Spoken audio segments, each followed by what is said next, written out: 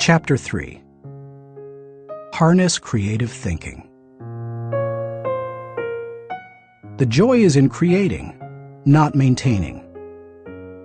Vince Lombardi, NFL Hall of Fame coach. Creativity is pure gold, no matter what you do for a living. Annette Moser-Wellman, author of The 5 Faces of Genius, asserts, "The most valuable resource you bring to your work and to your firm is your creativity. More than what you get done, more than the role you play, more than your title, more than your output, it's your ideas that matter." Despite the importance of a person's ability to think with creativity, few people seem to possess the skill in abundance. If you're not as creative as you would like to be, you can change your way of thinking. Creative thinking isn't necessarily original thinking. In fact, I think people mythologize original thought. Most often, creative thinking is a composite of other thoughts discovered along the way. Even the great artists, whom we consider highly original, learned from their masters, modeled their work on that of others, and brought together a host of ideas and styles to create their own work. Study art, and you will see threads that run through the work of all artists and artistic movements, connecting them to other artists who went before them. Characteristics of creative thinkers. Perhaps you're not even sure what I mean when I ask whether you are a creative thinker. Consider some characteristics that creative thinkers have in common. Creative thinkers value ideas. Annette Moser-Wellman observes, "Highly creative people are dedicated to ideas. They don't rely on their talent alone. They rely on their discipline. Their imagination is like a second skin. They know how to manipulate it to its fullest." Creativity is about having ideas, lots of them. You will have ideas only if you value ideas. Creative thinkers explore options. I've yet to meet a creative thinker who didn't love options. Exploring a multitude of possibilities helps to stimulate the imagination, and imagination is crucial to creativity. As Albert Einstein put it, imagination is more important than knowledge. People who know me well will tell you that I place a very high value on options. Why? Because they provide the key to finding the best answer, not the only answer.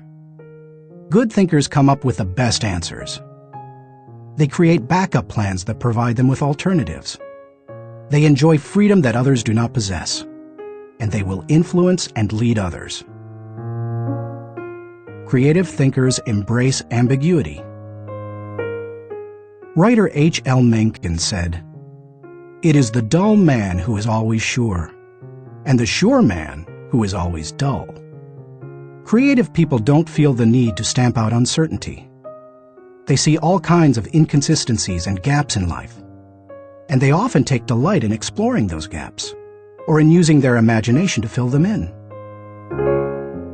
Creative thinkers celebrate the offbeat. Creativity, by its very nature, often explores off the beaten path and goes against the grain. Diplomat and longtime president of Yale University, Kingman Brewster, said, "There is a correlation between the creative and the screwball, so we must suffer the screwball gladly." To foster creativity in yourself or others, be willing to tolerate a little oddness. Creative thinkers connect the unconnected. Because creativity utilizes the ideas of others, there's great value in being able to connect one idea to another, especially to seemingly unrelated ideas. Graphic designer Tim Hansen says, "Creativity is especially expressed in the ability to make connections, to make associations, to turn things around and express them in a new way." Creating additional thoughts is like taking a trip in your car. You may know where you're going, but only as you move toward your destination can you see and experience things in a way not possible before you started. Creative thinking works something like this. Think, then collect, then create, then correct, then connect.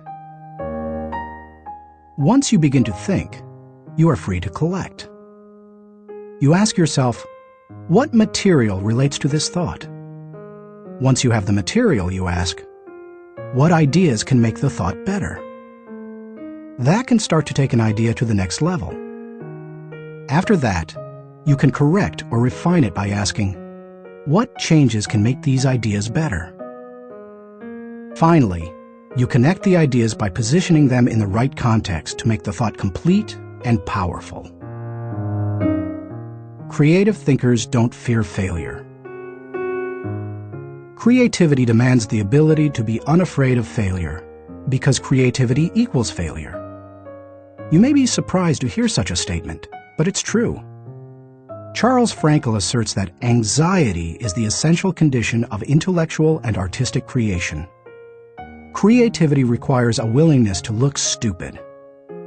It means getting out on a limb, knowing that the limb often breaks. Creative people know these things and still keep searching for new ideas. They just don't let the ideas that don't work prevent them from coming up with more ideas that do work. Why you should discover the joy of creative thinking. Creativity can improve a person's quality of life. Here are 5 specific things creative thinking has the potential to do for you. 1. Creative thinking adds value to everything. Wouldn't you enjoy a limitless reservoir of ideas that you could draw upon at any time? That's what creative thinking gives you. For that reason, no matter what you are currently able to do, creativity can increase your capabilities. Creativity is being able to see what everybody else has seen and think what nobody else has thought, so that you can do what nobody else has done. Sometimes, creative thinking lies along the lines of invention, where you break new ground. Other times, it moves along the lines of innovation, which helps you to do old things in a new way. But either way, it's seeing the world through sufficiently new eyes so that new solutions appear. That always adds value.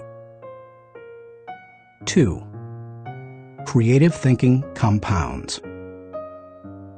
Over the years, I've found that creative thinking is hard work, but creative thinking compounds, given enough time and focus. Perhaps more than any other kind of thinking, creative thinking builds on itself and increases the creativity of the thinker. Poet Maya Angelou observed, "You can't use up creativity. The more you use, the more you have." Sadly, too often creativity is smothered rather than nurtured. There has to be a climate in which new ways of thinking, perceiving, questioning are encouraged. If you cultivate creative thinking in an environment that nurtures creativity, there's no telling what kind of ideas you can come up with. I'll talk more on that later. 3. Creative thinking draws people to you and your ideas. Creativity is intelligence having fun. People admire intelligence, and they are always attracted to fun, so the combination is fantastic. If anyone could be said to have fun with his intelligence, it was Leonardo da Vinci. The diversity of his ideas and expertise staggers the mind. He was a painter, architect, sculptor, anatomist, musician, inventor, and engineer. The term Renaissance man was coined because of him. Just as people were drawn to Da Vinci and his ideas during the Renaissance, they are drawn to creative people today.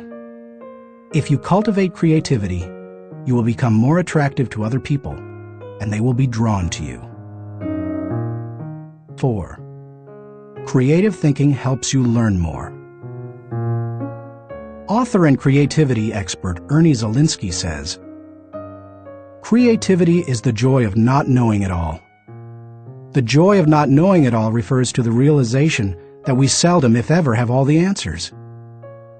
We always have the ability to generate more solutions to just about any problem. Being creative is being able to see or imagine a great deal of opportunity to life's problems. Creativity is having options.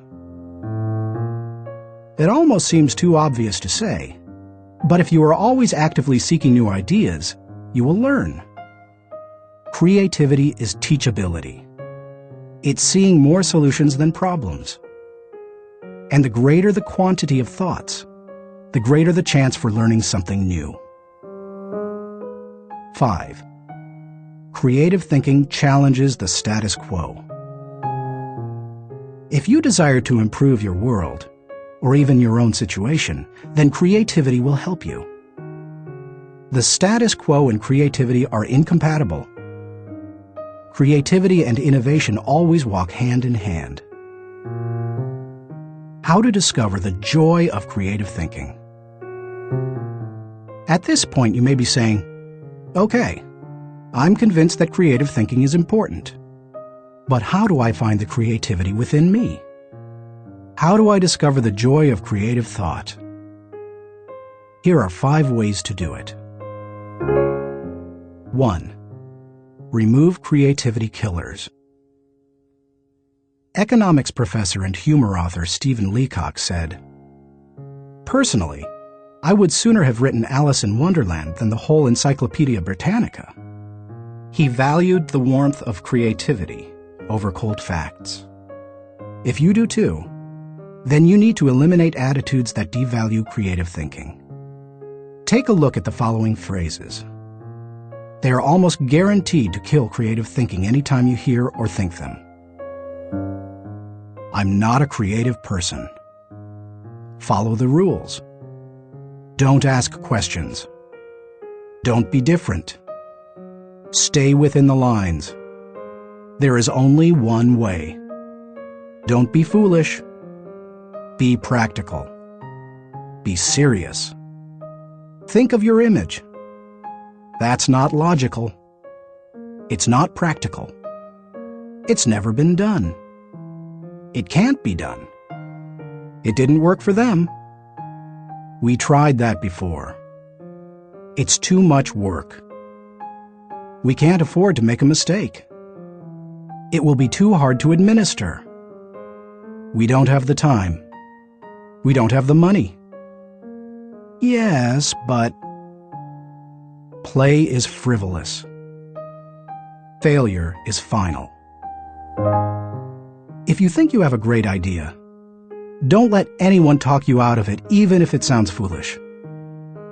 Don't let yourself or anyone else subject you to creativity killers.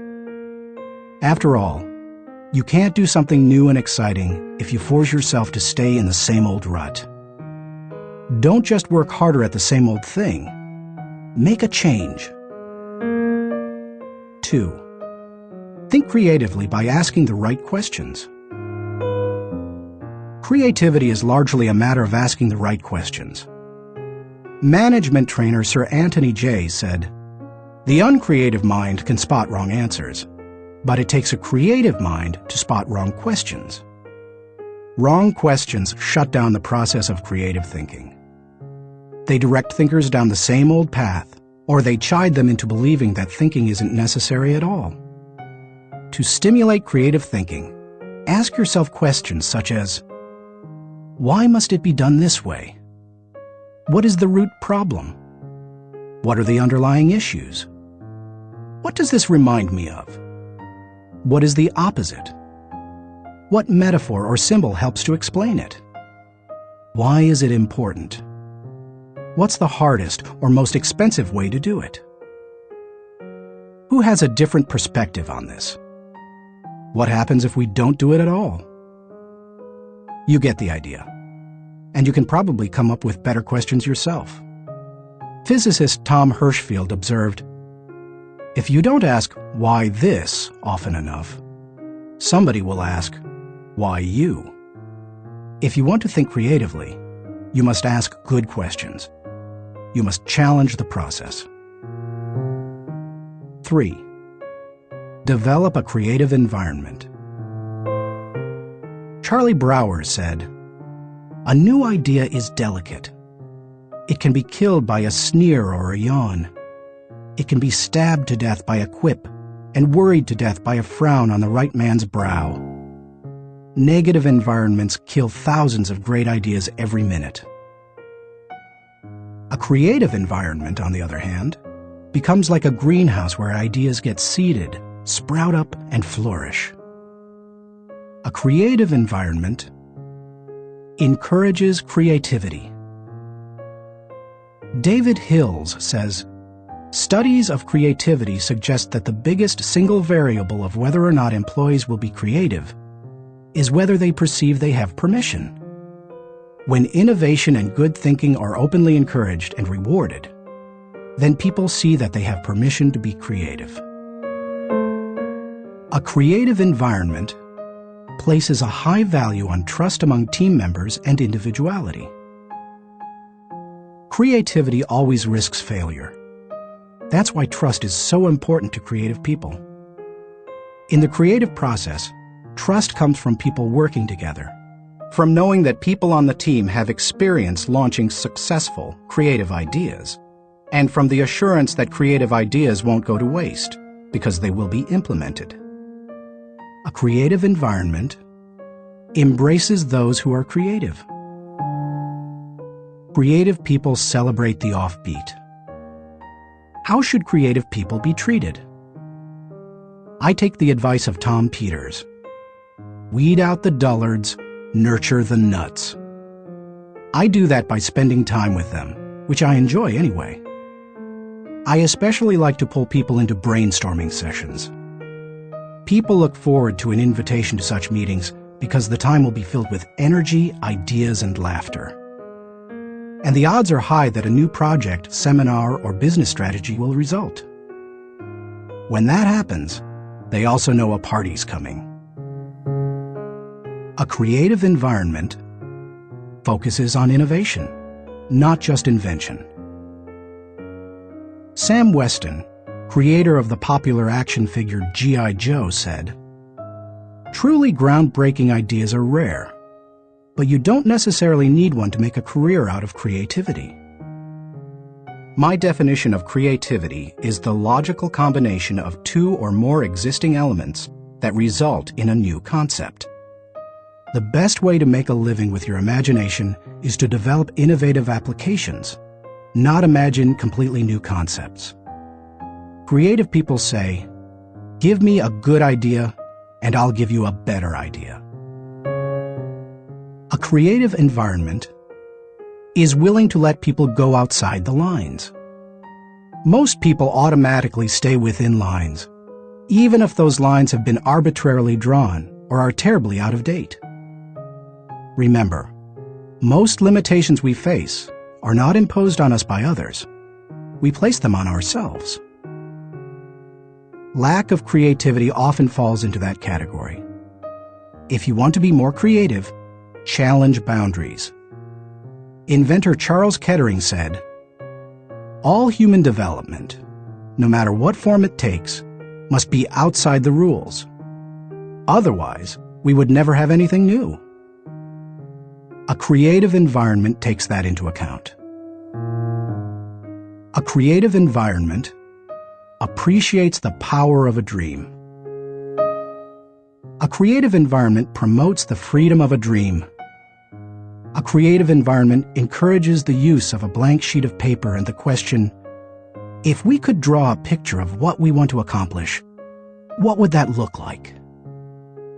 A creative environment allowed Martin Luther King Jr. to speak with passion and declare to millions, "I have a dream," not "I have a goal." Goals may give focus, but dreams give power. Dreams expand the world. That is why James Allen suggested that dreamers are the saviors of the world. The more creativity-friendly you can make your environment, the more potential it has to become creative. 4.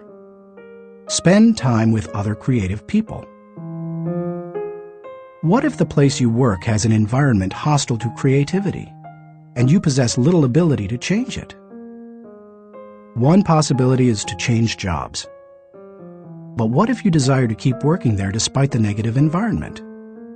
Your best option is to find a way to spend time with other creative people. Creativity is contagious. Have you ever noticed what happens during a good brainstorming session? One person throws out an idea. Another person uses it as a springboard to discover another idea. Someone else takes it in yet another, even better direction. Then somebody grabs hold of it and takes it to a whole new level. The interplay of ideas can be electric. I have a strong group of creative individuals in my life. I make sure to spend regular time with them. When I leave them, I always feel energized. I'm full of ideas, and I see things differently. They truly are indispensable to my life. It's a fact that you begin to think like the people you spend a lot of time with. The more time you can spend with creative people, engaging in creative activities, the more creative you will become. 5. Get out of your box.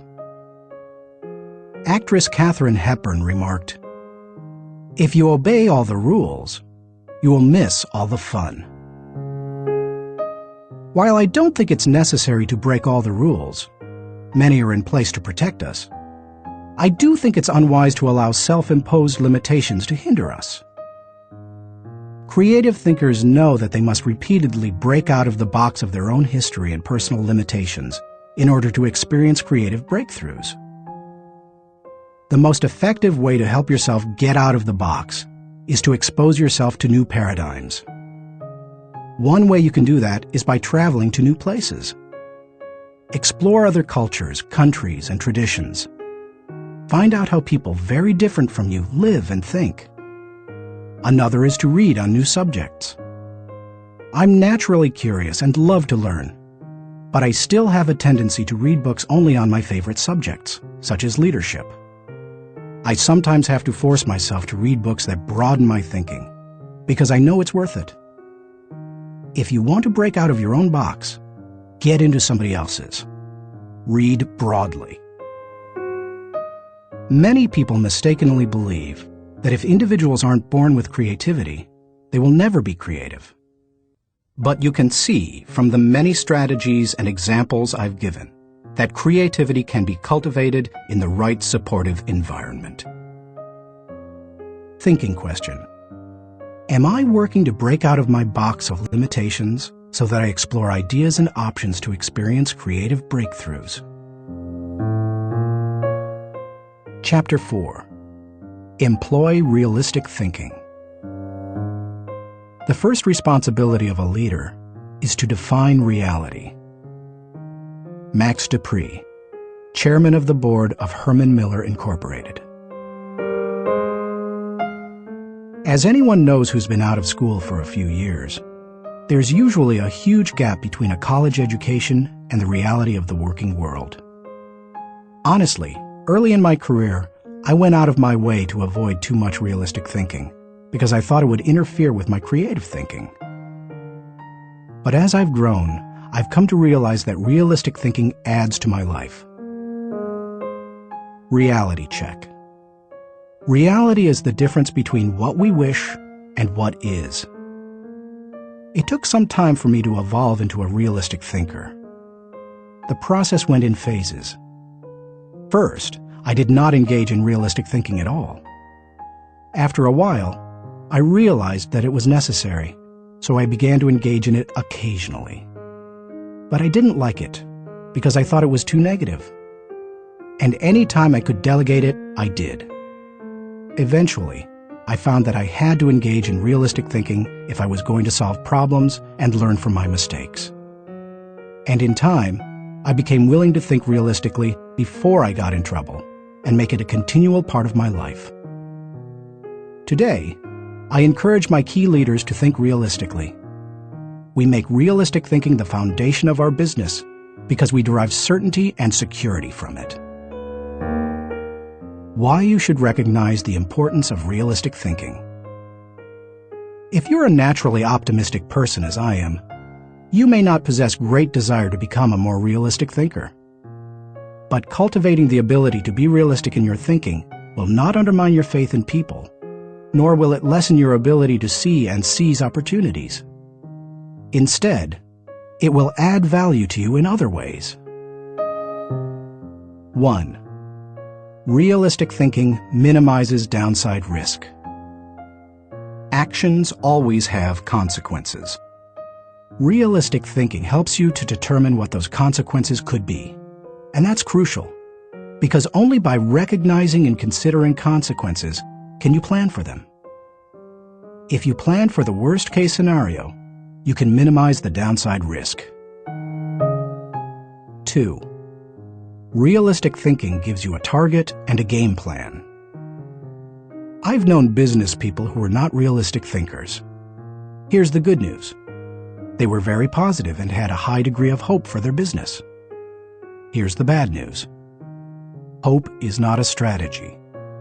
Realistic thinking leads to excellence in leadership and management because it requires people to face reality. They begin to define their target and develop a game plan to hit it.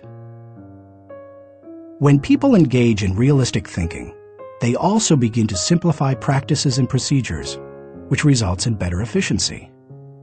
Truthfully, in business, only a few decisions are important. Realistic thinkers understand the difference between the important decisions and those that are merely necessary in the normal course of business. The decisions that matter relate directly to your purpose. James Allen was right when he wrote, "Until thought is linked with purpose, there is no intelligent accomplishment." 3. Realistic thinking is a catalyst for change. People who rely on hope for their success rarely make change a high priority. If you have only hope, you imply that achievement and success are out of your hands. It's a matter of luck or chance. Why bother changing? Realistic thinking can dispel that kind of wrong attitude. There's nothing like staring reality in the face to make a person recognize the need for change. Change alone doesn't bring growth, but you cannot have growth without change. 4. Realistic thinking provides security. Anytime you have thought through the worst that can happen, and you have developed contingency plans to meet it, you become more confident and secure. It's reassuring to know that you are unlikely to be surprised. Disappointment is the difference between expectations and reality. Realistic thinking minimizes the difference between the two. 5. Realistic thinking gives you credibility. Realistic thinking helps people to buy into the leader and his or her vision. Leaders continually surprised by the unexpected soon lose credibility with their followers. On the other hand, leaders who think realistically and plan accordingly position their organizations to win. That gives their people confidence in them. The best leaders ask realistic questions before casting vision. They ask themselves things like, is it possible? Does this dream include everyone or just a few? Have I identified and articulated the areas that will make this dream difficult to achieve? 6. Realistic thinking provides a foundation to build on. Thomas Edison observed, "The value of a good idea is in using it." The bottom line on realistic thinking is that it helps you to make an idea usable by taking away the wish factor. Most ideas and efforts don't accomplish their intended results because they rely too much on what we wish rather than what is. You can't build a house in midair. It needs a solid foundation. Ideas and plans are the same. They need something concrete on which to build. Realistic thinking provides that solid foundation. 7. Realistic thinking is a friend to those in trouble. If creativity is what you would do if you were unafraid of the possibility of failure, then reality is dealing with failure if it does happen. Realistic thinking gives you something concrete to fall back on during times of trouble. which can be very reassuring. Certainty in the midst of uncertainty brings stability. 8. Realistic thinking brings the dream to fruition. British novelist John Galsworthy wrote, "Idealism increases in direct proportion to one's distance from the problem. If you don't get close enough to a problem, you can't tackle it. If you don't take a realistic look at your dream and what it will take to accomplish it, you will never achieve it." Realistic thinking helps to pave the way for bringing any dream to fruition. How to recognize the importance of realistic thinking. Because I'm naturally optimistic rather than realistic, I've had to take concrete steps to improve my thinking in this area. Here are 5 things I do to improve my realistic thinking. 1. Develop an appreciation for truth. I could not develop as a realistic thinker until I gained an appreciation for realistic thinking. And that means learning to look at and enjoy truth. President Harry S. Truman said, "I never give them hell. I just tell the truth, and they think it is hell." That's the way many people react to truth. People tend to exaggerate their success and minimize their failures or deficiencies. They live according to Ruckert's law, believing there is nothing so small that it can't be blown out of proportion. Unfortunately, many people today could be described by a quote from Winston Churchill. "Men occasionally stumble over the truth, but most pick themselves up and hurry off as if nothing has happened." More recently, television journalist Ted Koppel observed, "Our society finds truth too strong a medicine to digest undiluted. In its purest form, truth is not a polite tap on the shoulder. It is a howling reproach." In other words, the truth will set you free, but first, it will make you angry. If you want to become a realistic thinker, however, you need to get comfortable dealing with the truth and face up to it. 2. Do your homework. The process of realistic thinking begins with doing your homework. You must first get the facts. Former governor, congressman, and ambassador Chester Bowles said, "When you approach a problem, strip yourself of preconceived opinions and prejudice. Assemble and learn the facts of the situation. Make the decision which seems to you to be the most honest, and then stick to it." It doesn't matter how sound your thinking is if it's based on faulty data or assumptions. You can't think well in the absence of facts or in the presence of poor information. You can also find out what others have done in similar circumstances. Remember, your thinking doesn't necessarily have to be original. It just has to be solid. Why not learn all you can from good thinkers who have faced similar situations in the past? Some of my best thinking has been done by others. 3. Think through the pros and cons. There's nothing like taking the time to really examine the pros and cons of an issue to give you a strong dose of reality. It rarely comes down to simply choosing the course of action with the greatest number of pros, because all pros and cons do not carry equal weight. But that's not the value of the exercise anyway. Rather, it helps you to dig into the facts, examine an issue from many angles, and really count the cost of a possible course of action. 4. Picture the worst-case scenario. The essence of realistic thinking is discovering, picturing, and examining the worst-case scenario. Ask yourself questions such as, what if sales fall short of projections? What if revenue hits rock bottom? Not an optimist's rock bottom, but real rock bottom. What if we don't win the account?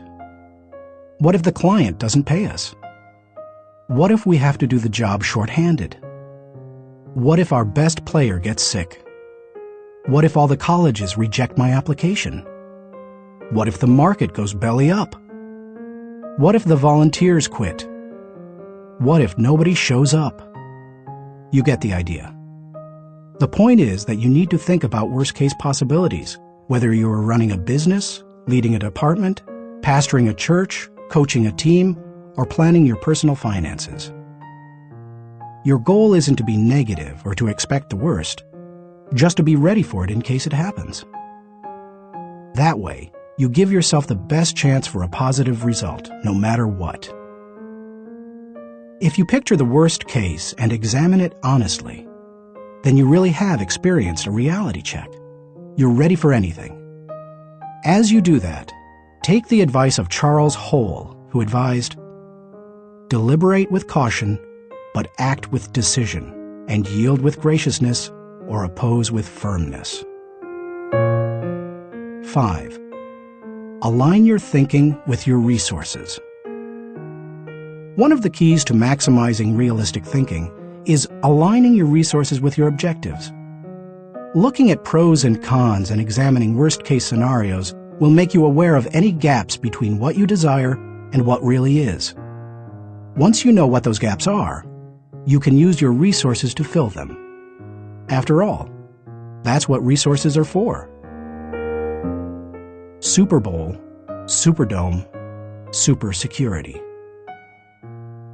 Our country received lessons in realistic thinking following the tragedy of September 11, 2001. The destruction of the World Trade Center buildings in New York City far surpassed any worst-case scenarios that anyone might have envisioned. In the wake of that event, we now find that we don't have the luxury of avoiding or neglecting realistic thinking.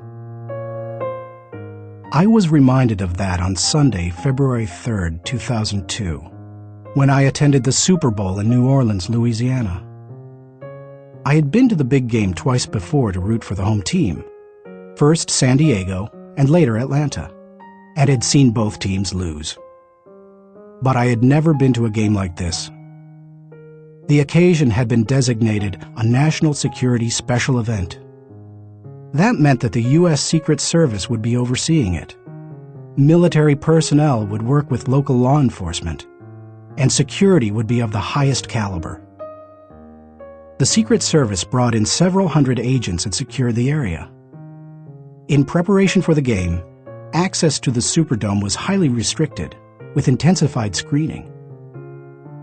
Officials blocked off roads, closed the nearby interstate, and designated the area a no-fly zone. We arrived early at the Dome.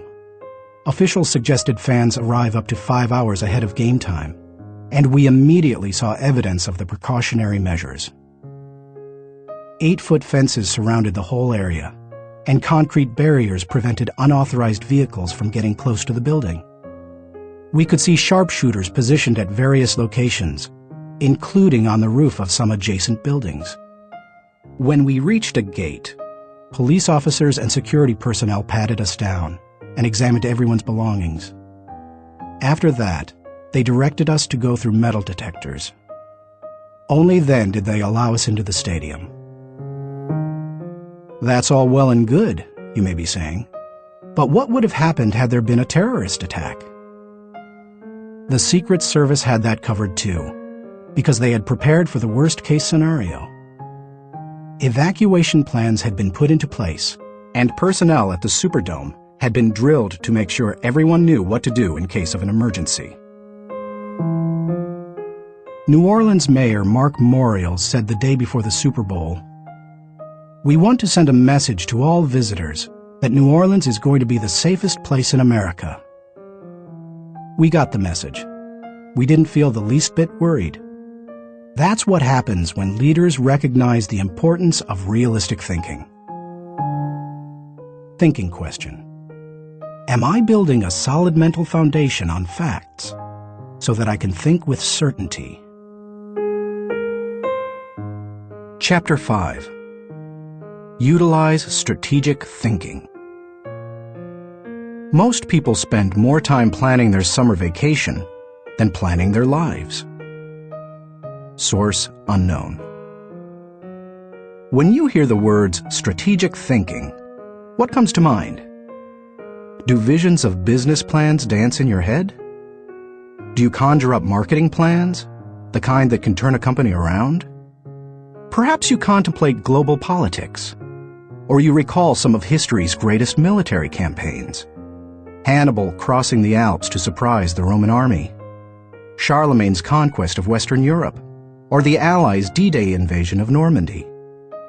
Perhaps, but strategy doesn't have to be restricted to military action, or even to business.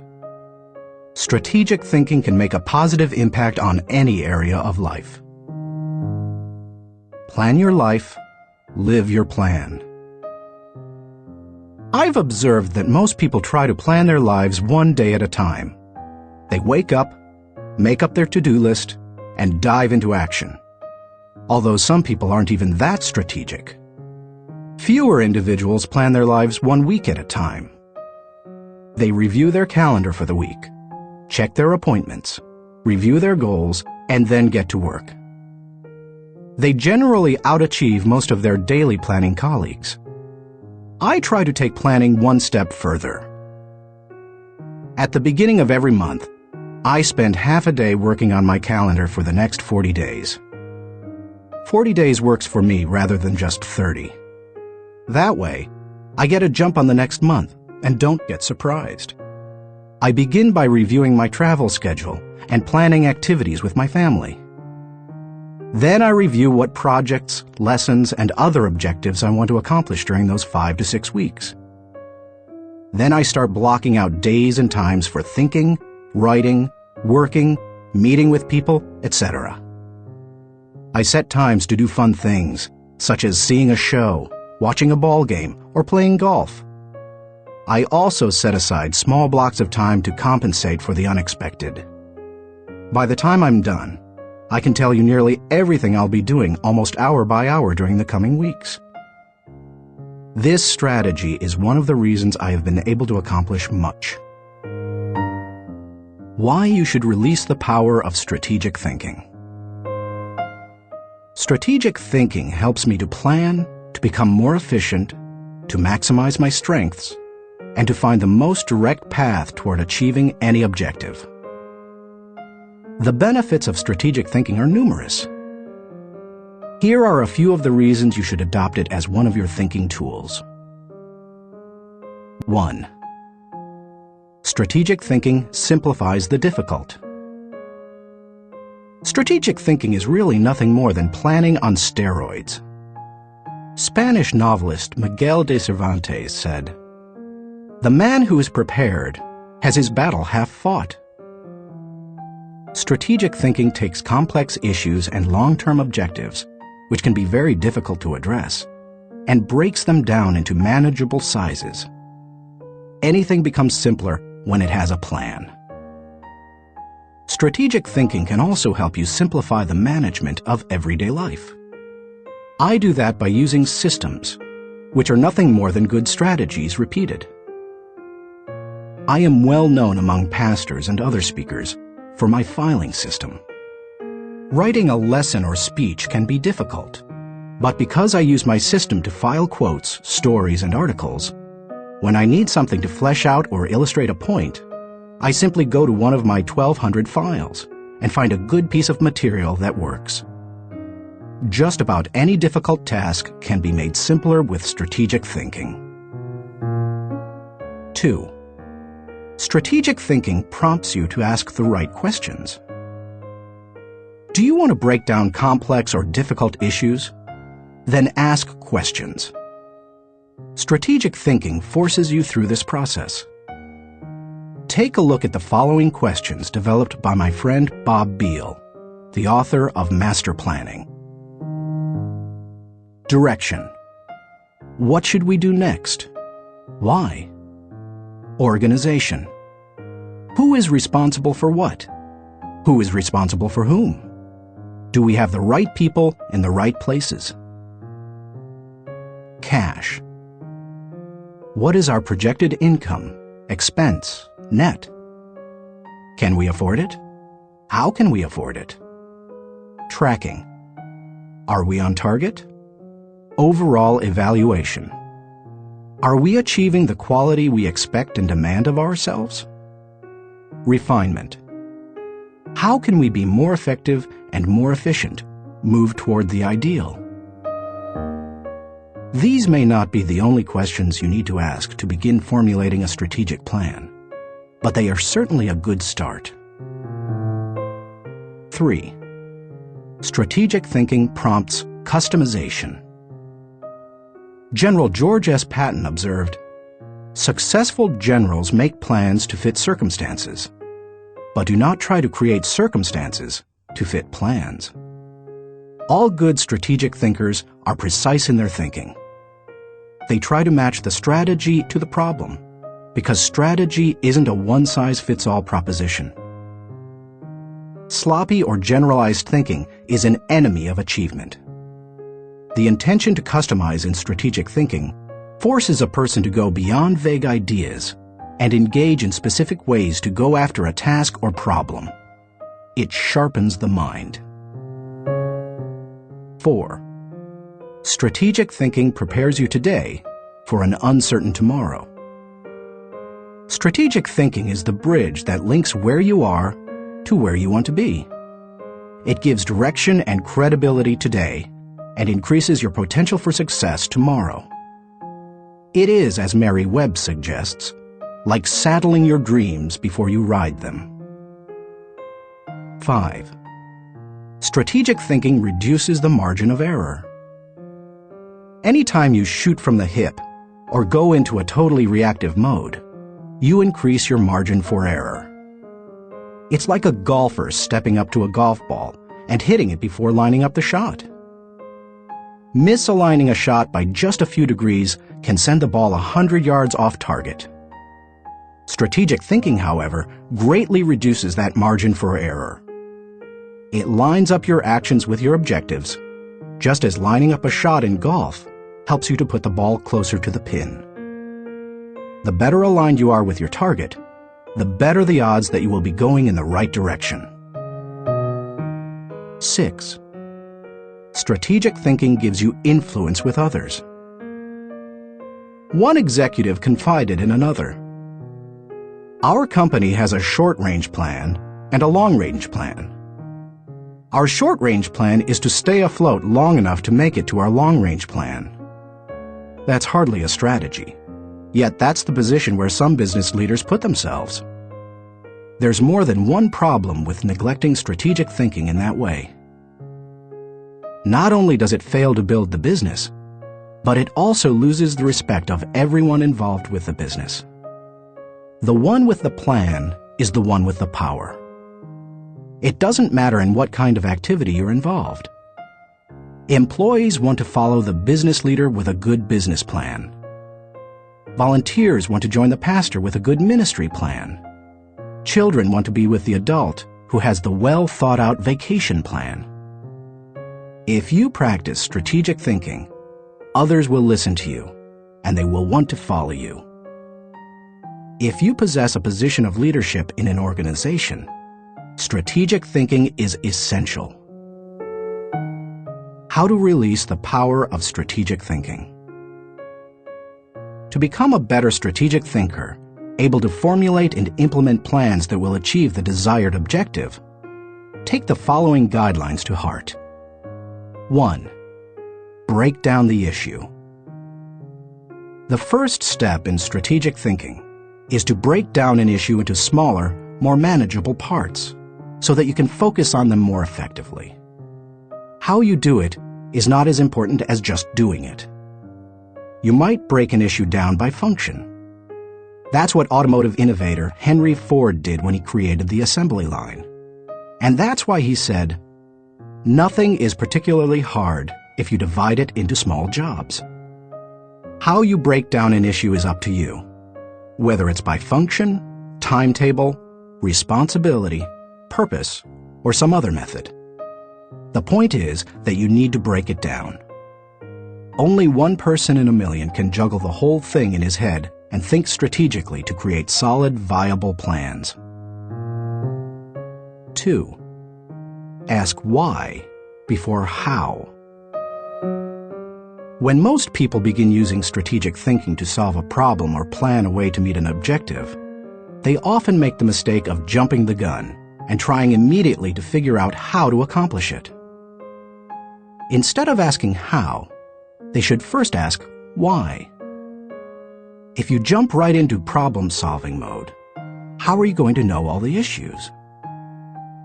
Eugene G. Grace says, "Thousands of engineers can design bridges, calculate strains and stresses, and draw up specifications for machines. But the great engineer is the man who can tell whether the bridge or the machine should be built at all, where it should be built, and when." Asking why helps you to think about all the reasons for decisions. It helps you to open your mind to possibilities and opportunities. The size of an opportunity often determines the level of resources and effort that you must invest. Big opportunities allow for big decisions. If you jump to how too quickly, you might miss that. 3. Identify the real issues and objectives. William Feather, author of The Business of Life, said, "Before it can be solved, a problem must be clearly defined. Too many people rush to solutions, and as a result, they end up solving the wrong problem. To avoid that, ask probing questions to expose the real issues. Challenge all of your assumptions. Collect information even after you think you've identified the issue. You may still have to act with incomplete data, but you don't want to jump to a conclusion before you gather enough information to begin identifying the real issue. Begin by asking, what else could be the real issue? You should also remove any personal agenda. More than almost anything else, that can cloud your judgment. Discovering your real situation and objectives is a major part of the battle. Once the real issues are identified, the solutions are often simple. 4. Review your resources. I already mentioned how important it is to be aware of your resources, but it bears repeating. A strategy that doesn't take into account resources is doomed to failure. Take an inventory. How much time do you have? How much money? What kinds of materials, supplies, or inventory do you have? What are your other assets? What liabilities or obligations will come into play? Which people on the team can make an impact? You know your own organization and profession. Figure out what resources you have at your disposal. 5. Develop your plan. How you approach the planning process depends greatly on your profession and the size of the challenge that you're planning to tackle, so it's difficult to recommend many specifics. However, no matter how you go about planning, take this advice. Start with the obvious. When you tackle an issue or plan that way, it brings unity and consensus to the team, because everyone sees those things. Obvious elements build mental momentum and initiate creativity and intensity. The best way to create a road to the complex is to build on the fundamentals. 6. Put the right people in the right place. It's critical that you include your team as part of your strategic thinking. Before you can implement your plan, you must make sure that you have the right people in place. Even the best strategic thinking won't help if you don't take into account the people part of the equation. Look what happens if you miscalculate. Wrong person. Problems instead of potential. Wrong place. Frustration instead of fulfillment. Wrong plan. Grief instead of growth. Everything comes together, however, when you put together all three elements: the right person, the right place, and the right plan. 7. Keep repeating the process. My friend Olin Hendricks remarked, "Strategic thinking is like showering. You have to keep doing it. If you expect to solve any major problem once, you're in for disappointment." Little things such as filing or shopping systematically can be won easily through systems and personal discipline. But major issues need major strategic thinking time. What Thane Yost said is really true. The will to win is worthless if you do not have the will to prepare. If you want to be an effective strategic thinker, then you need to become a continuous strategic thinker. As I was working on this chapter, I came across an article in my local paper on the celebration of the Jewish Passover and how millions of American Jews read the order of service for their Seder, or Passover meal, from a small booklet produced by Maxwell House Coffee. For more than 70 years, the coffee company has produced the booklet, called a Haggadah, and during those years, it has distributed more than 40 million copies of it. I remember using them all my life, said Regina Witt, who is in her 50s. So does her mother, who is almost 90. It's our tradition. I think it would be very strange not to use them. So how did Maxwell House come to supply the booklets? It was the result of strategic thinking. 80 years ago, marketing man Joseph Jacobs advised that the company could sell coffee during Passover if the product were certified kosher by a rabbi. Since 1923, Maxwell House Coffee has been certified kosher for Passover. And then Jacobs suggested that if they gave away the Haggadah booklets, they could increase sales. They've been creating the booklets and selling coffee during Passover ever since. That's what can happen when you unleash the power of strategic thinking. Thinking question. Am I implementing strategic plans that give me direction for today and increase my potential for tomorrow? Chapter 6. Explore possibility thinking. Nothing is so embarrassing as watching someone do something that you said could not be done. Sam Ewing. People who embrace possibility thinking are capable of accomplishing tasks that seem impossible because they believe in solutions. Here are several reasons why you should become a possibility thinker. 1. Possibility thinking increases your possibilities. When you believe you can do something difficult, and you succeed, many doors open for you. When George Lucas succeeded in making Star Wars, despite those who said the special effects he wanted hadn't ever been done, and couldn't be done, many other possibilities opened up to him. Industrial Light and Magic, the company he created to produce those impossible special effects, became a source of revenue to help underwrite his other projects. He was able to produce merchandising tie-ins to his movies, thus bringing in another revenue stream to fund his movie making. But his confidence in doing the difficult has also made a huge impact on other movie makers and a whole new generation of moviegoers. Popular culture writer Chris Salewicz asserts, at first, directly through his own work, and then via the unparalleled influence of ILM, Industrial Light and Magic, George Lucas has dictated for 2 decades the essential broad notion of what is cinema. If you open yourself up to possibility thinking, you open yourself up to many other possibilities. 2. Possibility thinking draws opportunities and people to you. The case of George Lucas helps you to see how being a possibility thinker can create new opportunities and attract people. People who think big attract big people to them. If you want to achieve big things, you need to become a possibility thinker. 3. Possibility thinking increases others' possibilities.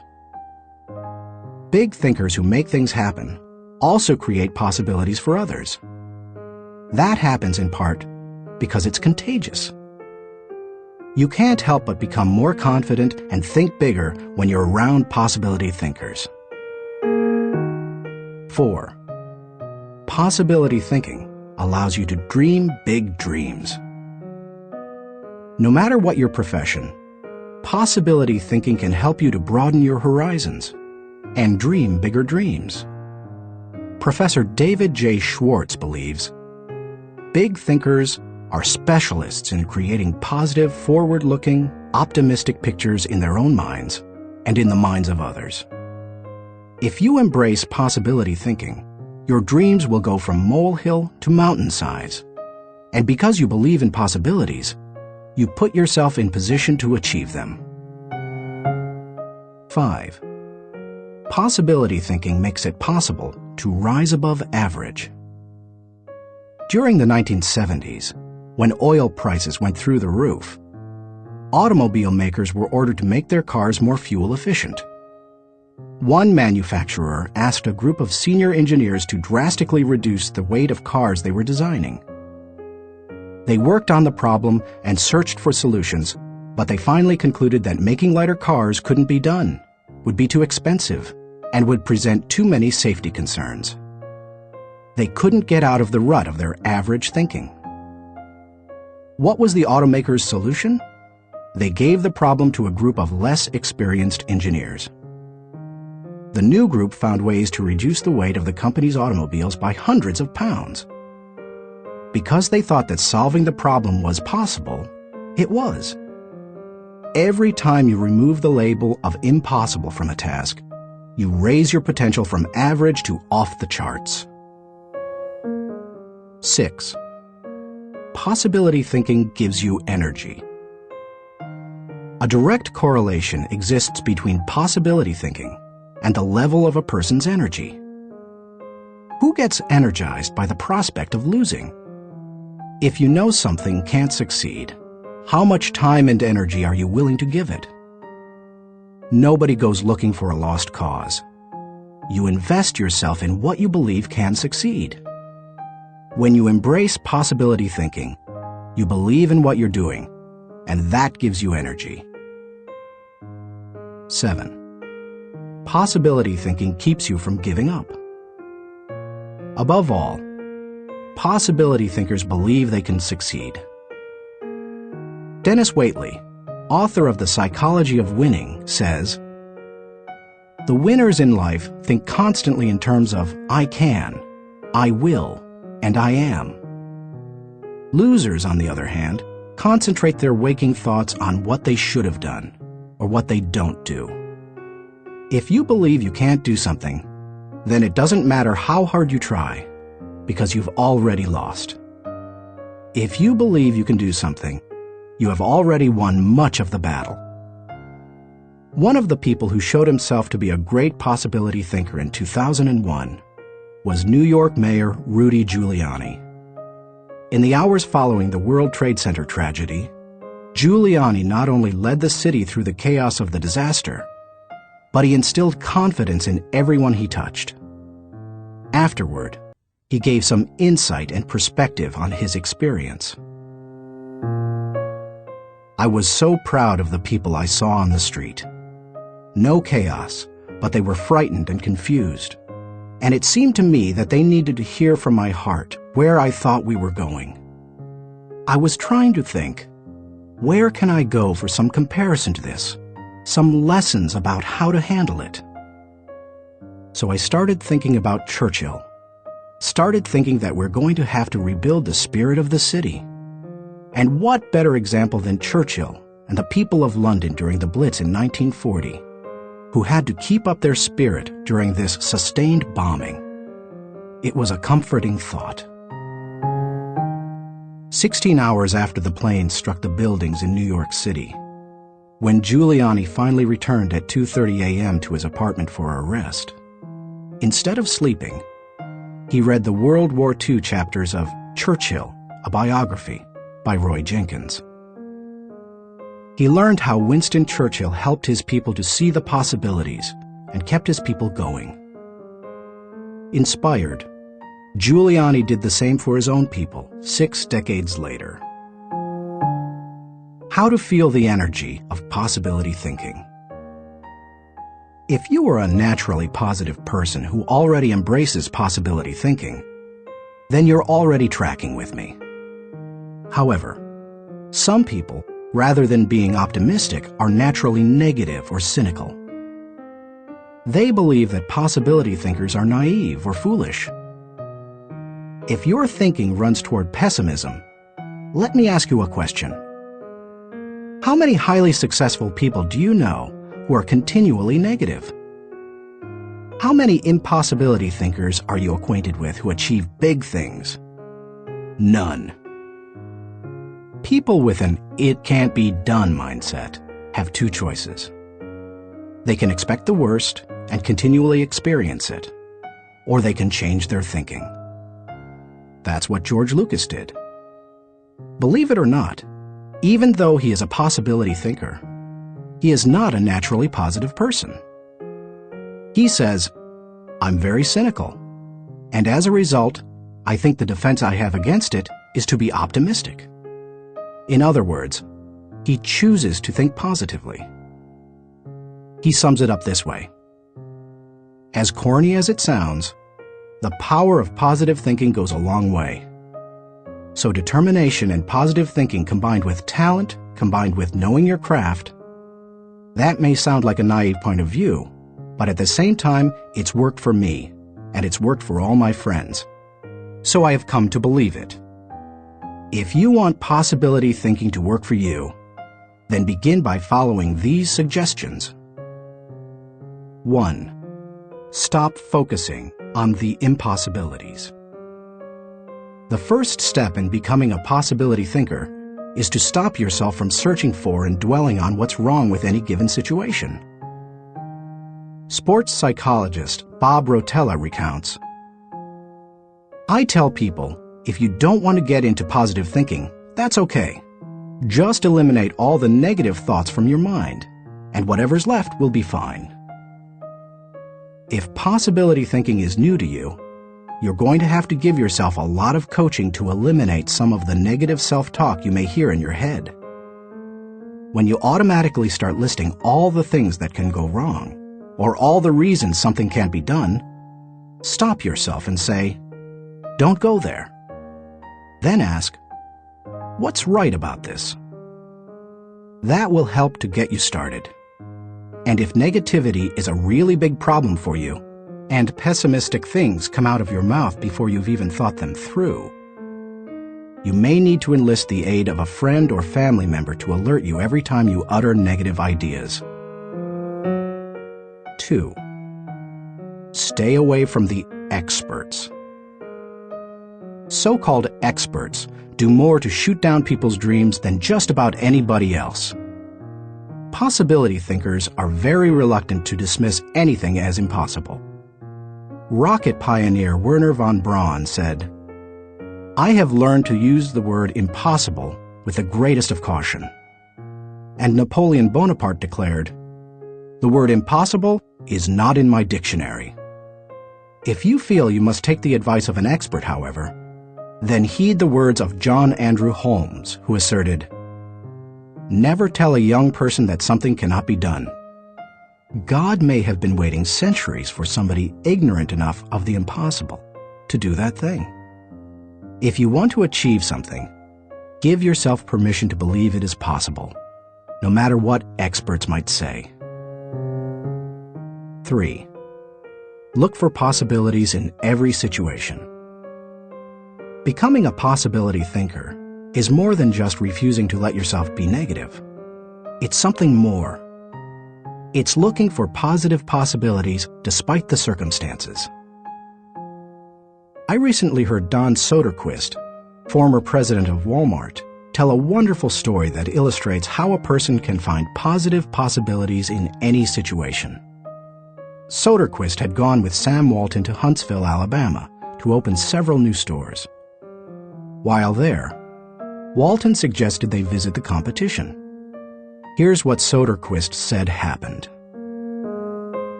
"We went into one store, and I have to tell you that it was the worst store I have ever seen in my life. It was terrible. There were no customers. There was no help on the floor. The aisles were cluttered with merchandise, empty shelves, dirty. It was absolutely terrible." He, Walton, walked one way, and I'd walk the other way, and we'd kind of meet out on the sidewalk. He said, "What'd you think, Don?" I said, "Sam, that is the absolutely worst store I've ever seen in my life. I mean, did you see the aisles?" He said, "Don, did you see the pantyhose rack?" I said, "No, I didn't, Sam. I must have gone on a different aisle than you. I didn't see that." He said, "That was the best pantyhose rack I've ever seen, Don." And he said, "I pulled the fixture out, and on the back was the name of the manufacturer. When we get back, I want you to call that manufacturer and have him come in and visit with our fixture people. I want to put that rack in our stores. It's absolutely the best I've ever seen." And he said next, "Did you see the ethnic cosmetics?"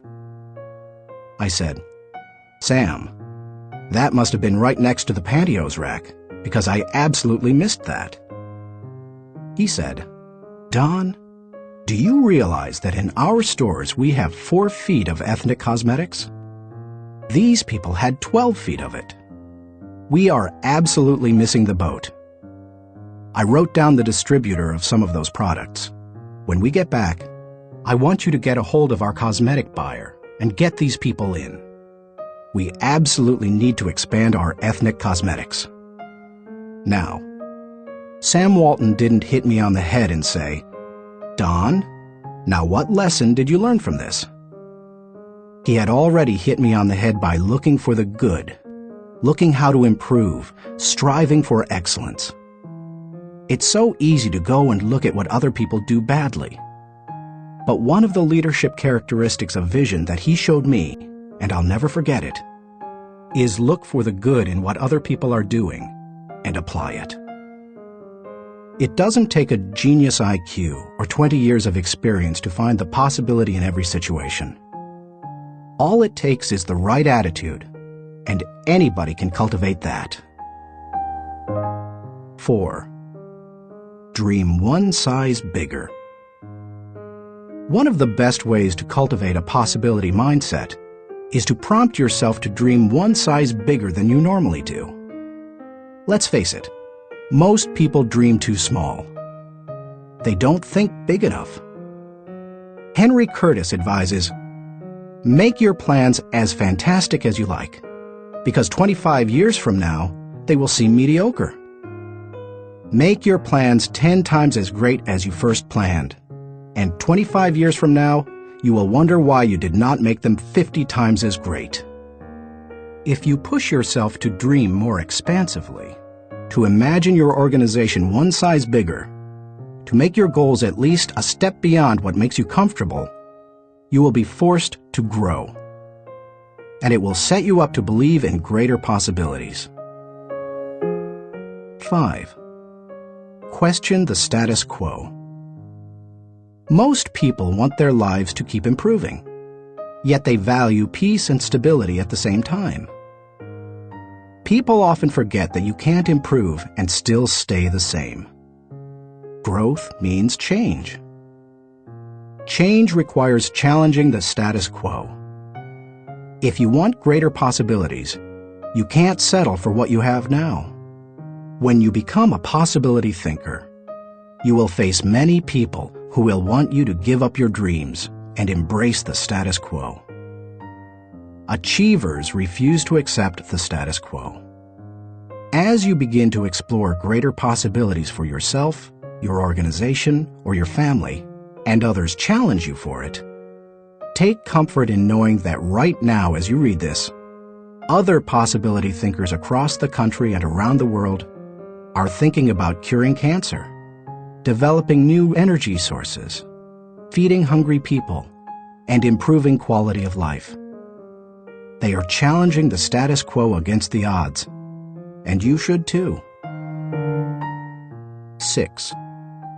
Find inspiration from great achievers. You can learn a lot about possibility thinking by studying great achievers. I mentioned George Lucas in this chapter. Perhaps he doesn't appeal to you, or you don't like the movie industry. Personally, I'm not a big science fiction fan, but I admire Lucas as a thinker, creative visionary, and business person. Find some achievers you admire and study them. Look for people with the attitude of Robert F. Kennedy, who popularized George Bernard Shaw's stirring statement. Some men see things as they are and say, "Why?" I dream of things that never were and say, "Why not?" I know possibility thinking isn't in style with many people. So call it what you like. The will to succeed, belief in yourself, confidence in your ability, faith. It's really true. People who believe that they can't, don't.